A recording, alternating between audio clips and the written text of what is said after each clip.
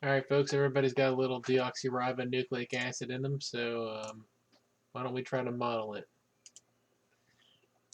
Start by making a primitive helix. Let's say the pitch is 50 millimeters. The height is 200 millimeters. The radius is half of the pitch. See how that looks. Not quite right. Let me delete that one.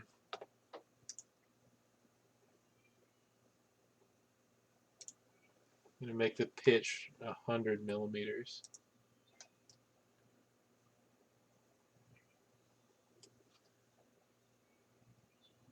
Still not quite what I'm looking for. Let's double the height to 400 millimeters or 500 millimeters. Make the pitch 150. There we go. That's about right. I'm going to create two of these and close our dialog window. Going to transform our second one.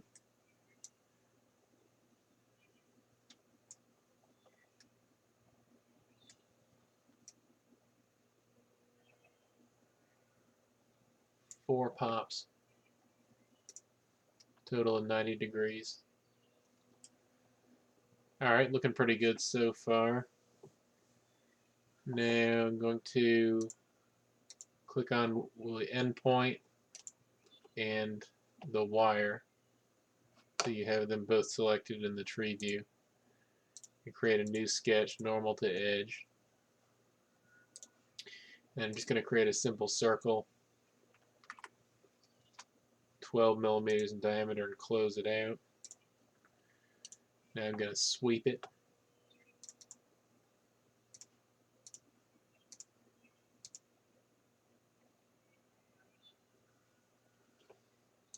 Okay.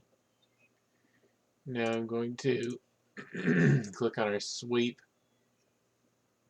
and create a simple copy of it. And then I'm going to transform that sweep using our blue axis 4 times. Or you can just set it to 180 degrees. It's up to you. I'm going to hide our two sweeps so we just have our helix, or two helixes that is, in our sketch. And I'm going to go into the nodes workbench. Give it a minute to stew in its juices.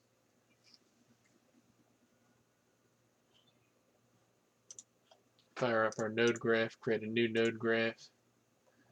Go into scene, bring in our object, which is our helix. We're going to do this twice.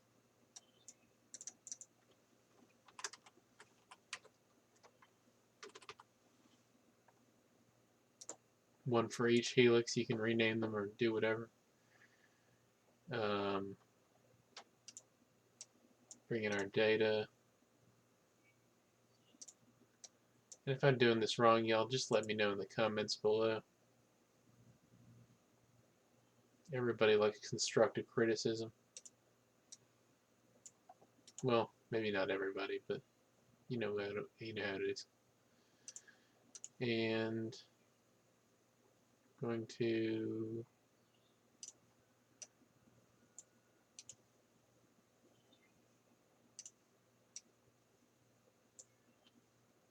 got these two parallel scripts running right now.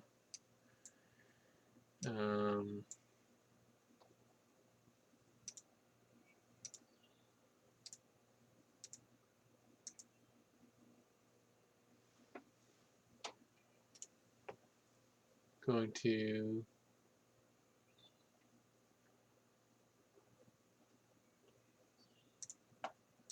generate a line based off of our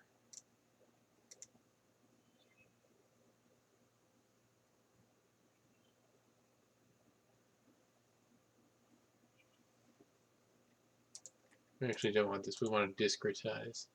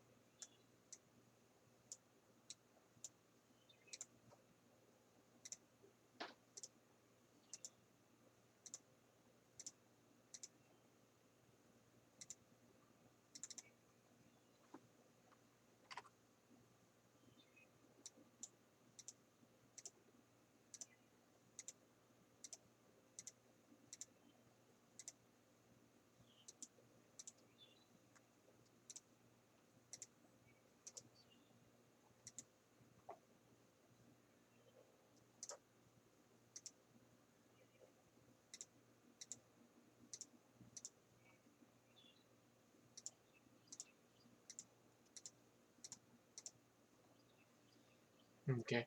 Now we'll go ahead and visualize this just to get an idea of how far apart our points are going to be. That looks about right.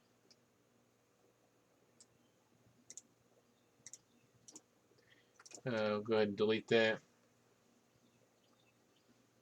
Now we need to evaluate our lines.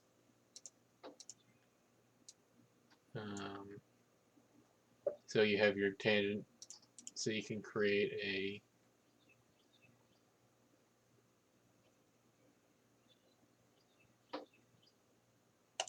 cylinder.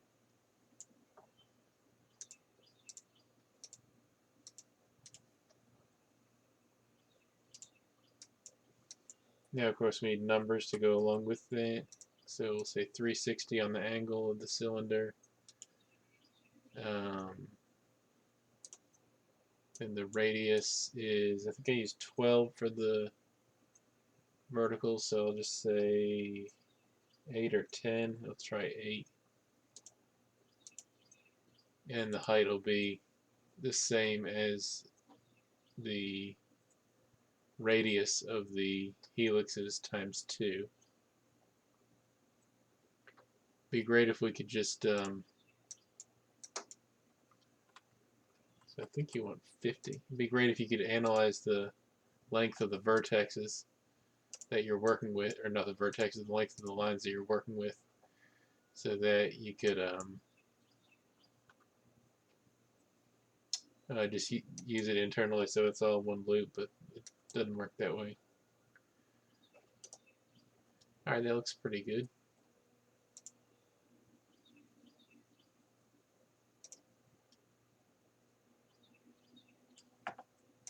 You can go ahead and add spheres at the nodes too. So working backward, we're going to need another C viewer. We're going to need a generator for spheres.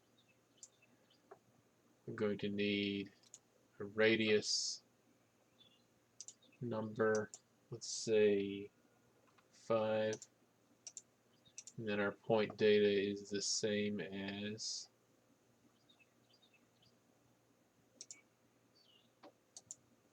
okay, we need a vector for that from vertex.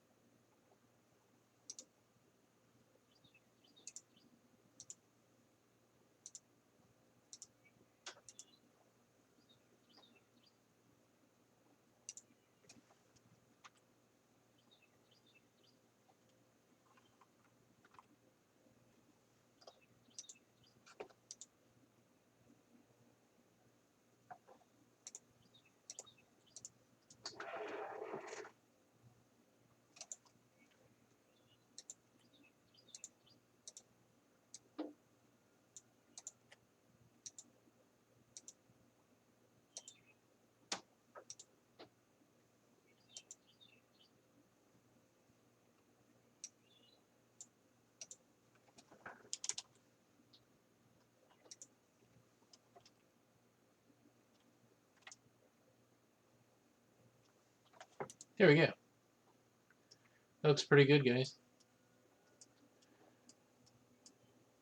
We'll add some color and call it done. Yeah, if you were to make this more complex, you could, because obviously DNA is a little bit more complex than what we're showing, but you could also